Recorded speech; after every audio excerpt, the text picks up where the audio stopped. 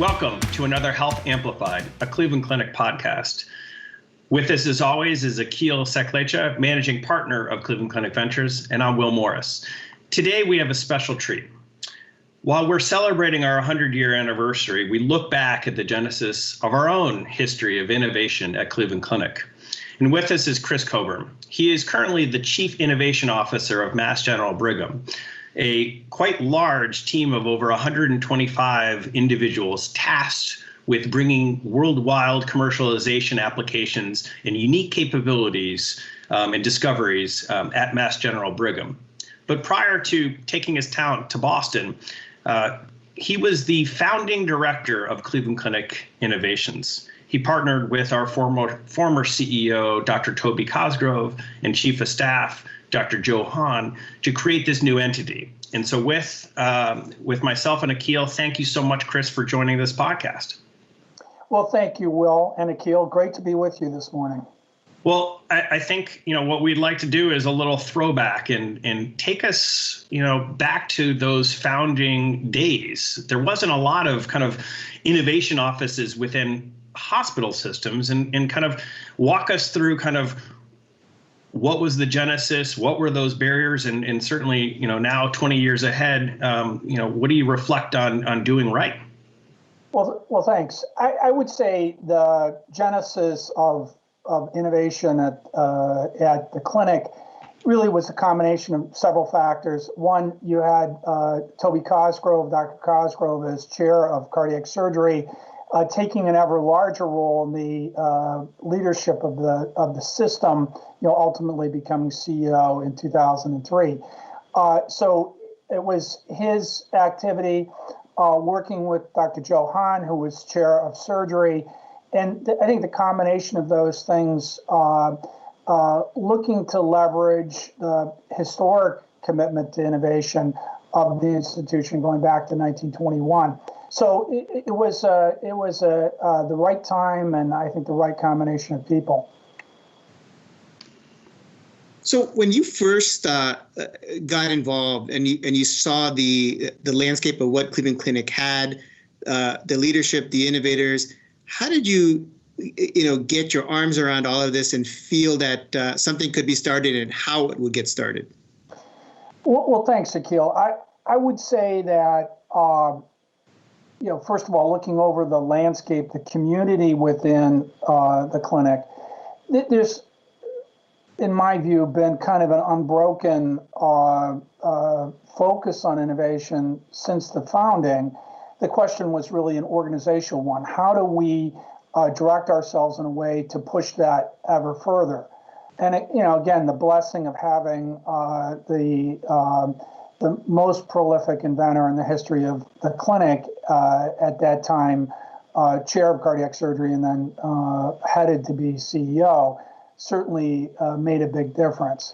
But from my standpoint, the challenge was heavily on the organization side, was connecting, building the team, trying to tie together the enormous reservoir of capability that was resident in the system, and then trying to direct it more towards the commercial market.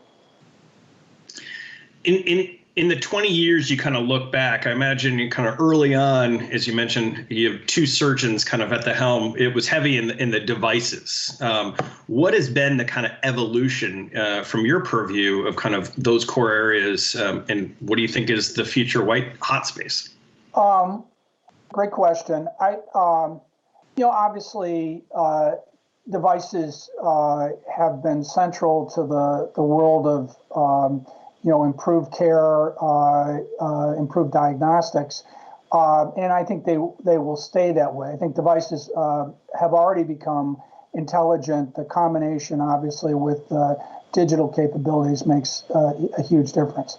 I think as we look towards the future, several things. One, obviously, the role of digital in care transformation and the kind of recreation of the U.S. model of the delivery of care was basically demonstrated full force when the pandemic arrived.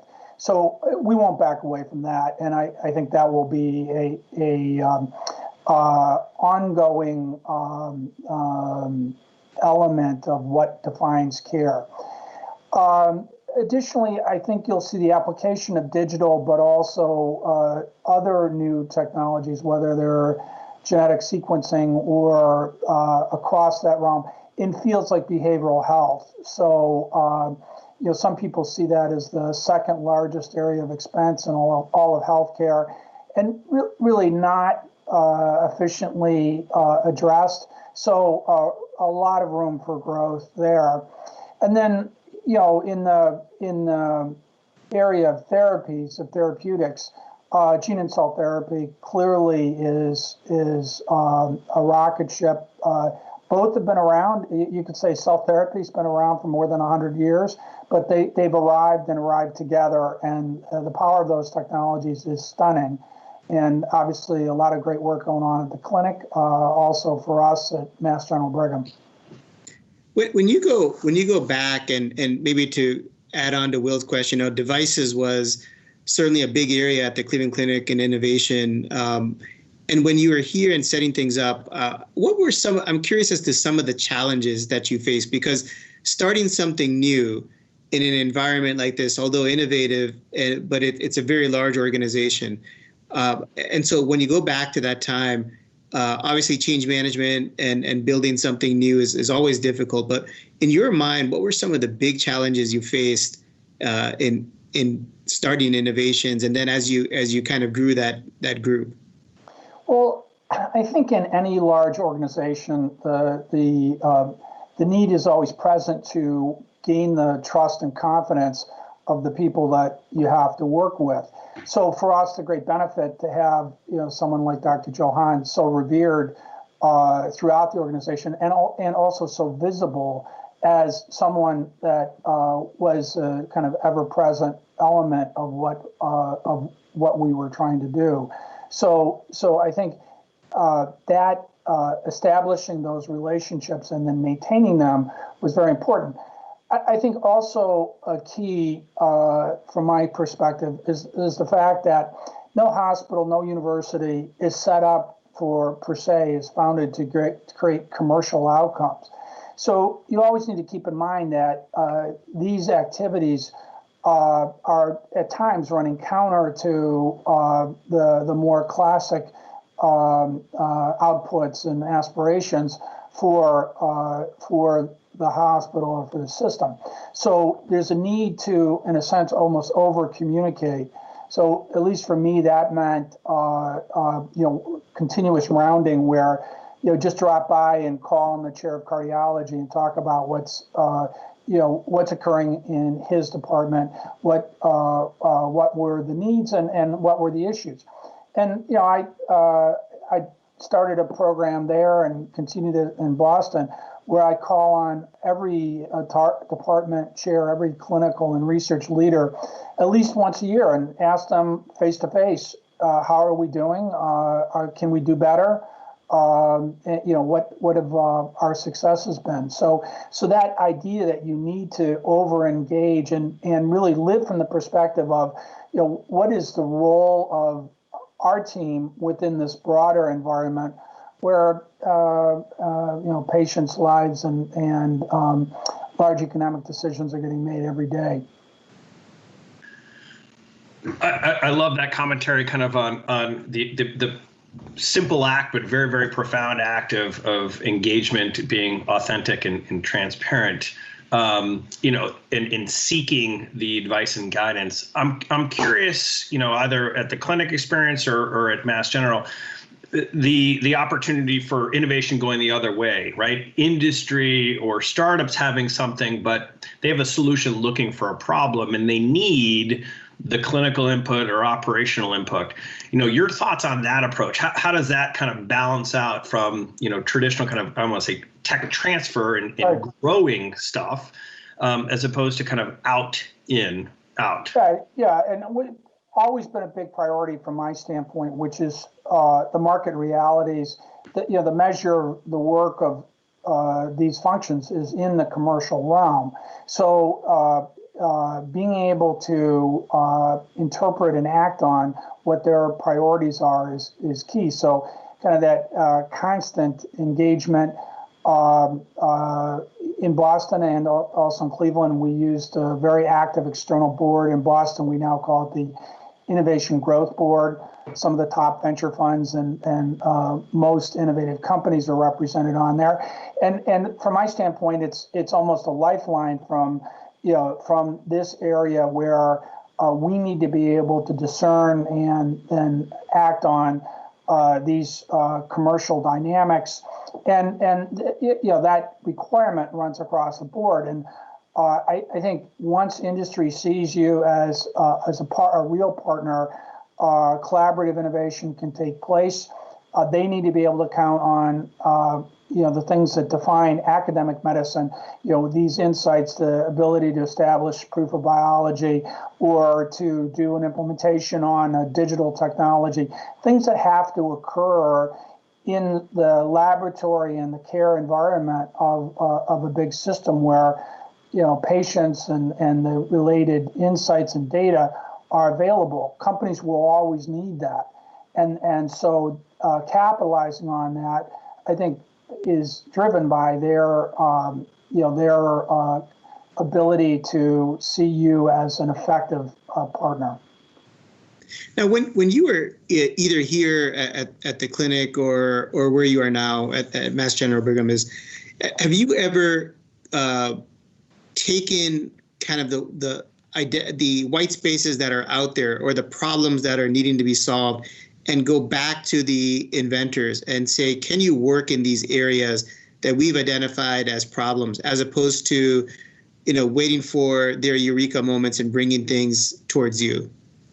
Well, Akhil, thanks for that question. That exactly characterizes some of the work we're doing now in behavioral health. So if you look at our three hospitals, Mass General Psychiatry, McLean Hospital, and Brigham and Women's, the combination of psychiatric and talent in those three institutions, the aggregate of that, has to be the largest in the U.S. I can't imagine anything being bigger.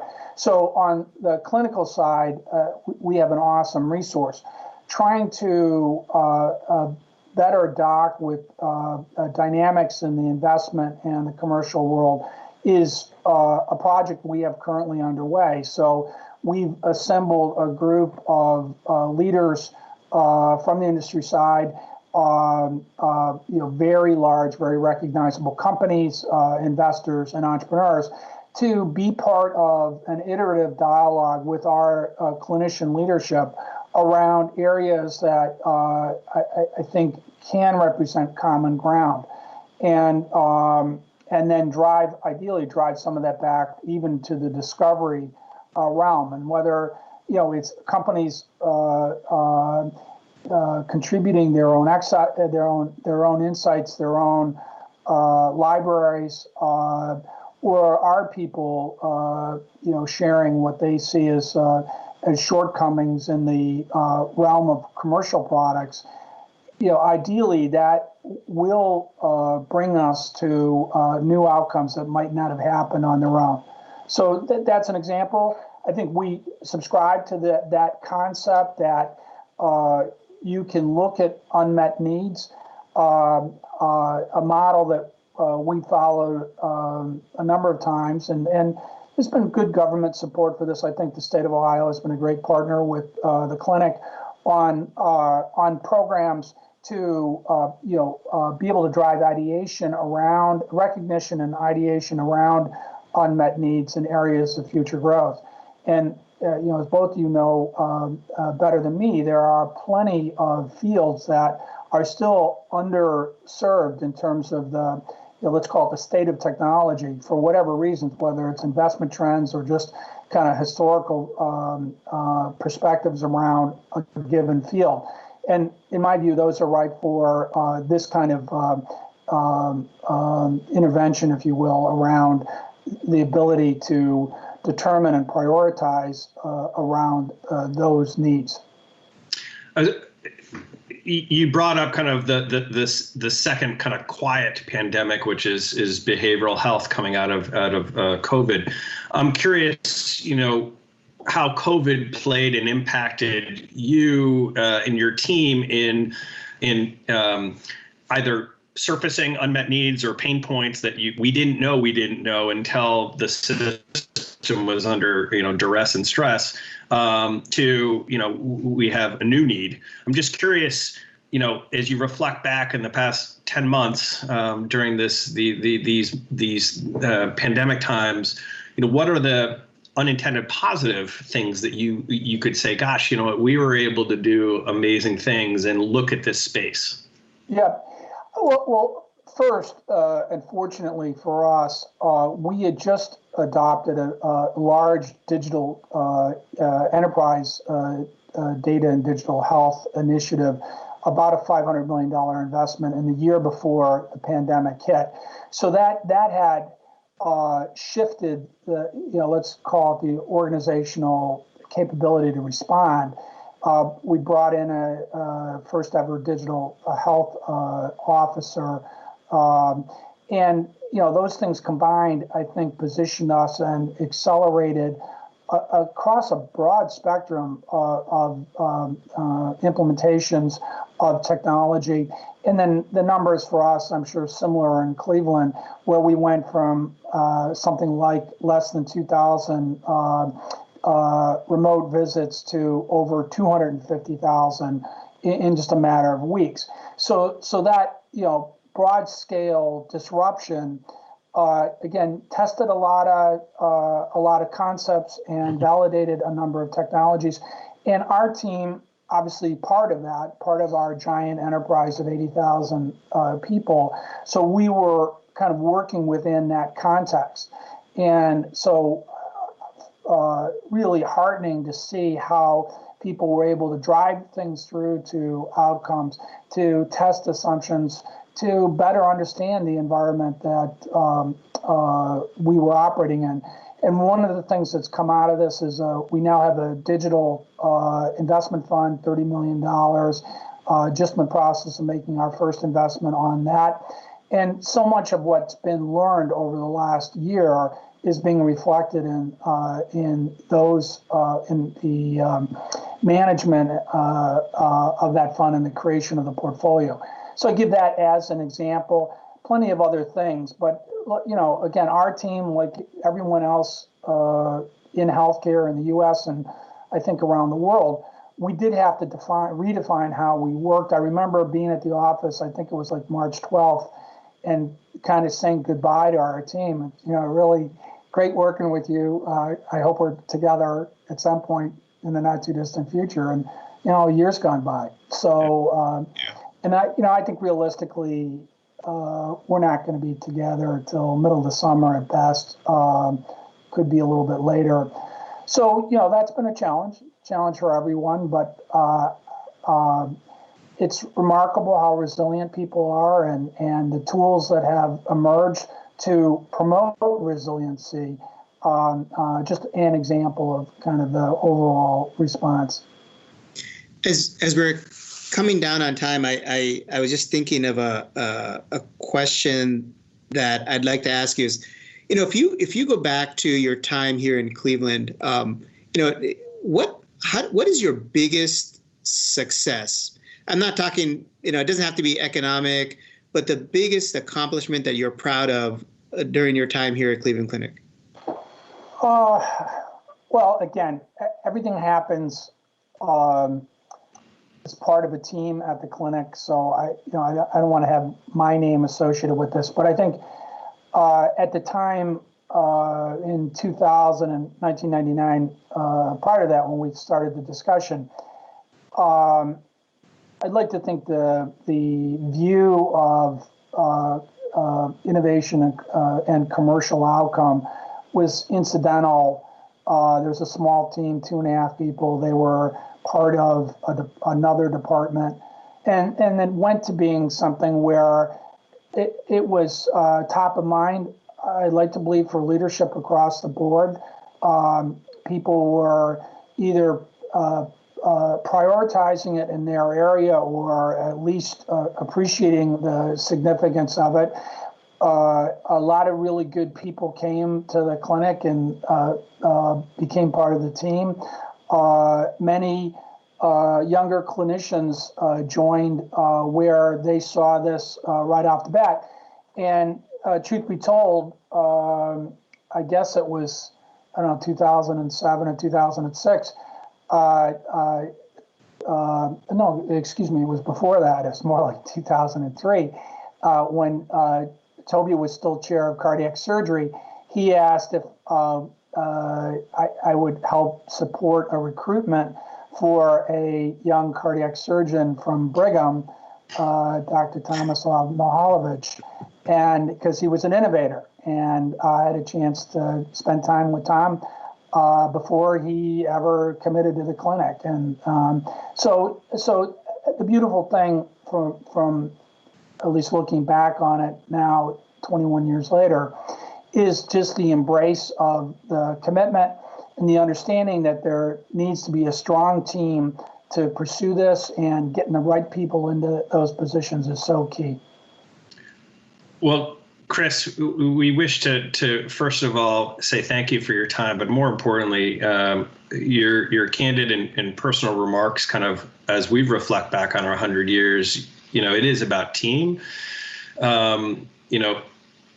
It takes a pandemic to realize that even though perhaps in one world, Cleveland Clinic and Mass General and others, compete against, at the end of the day, we all serve one mission, which is to serve patients, and there is more commonality, more partnership, more collaboration. So you are always part of the clinic family, and the degree of reciprocity, I think, between Boston and Cleveland is rich.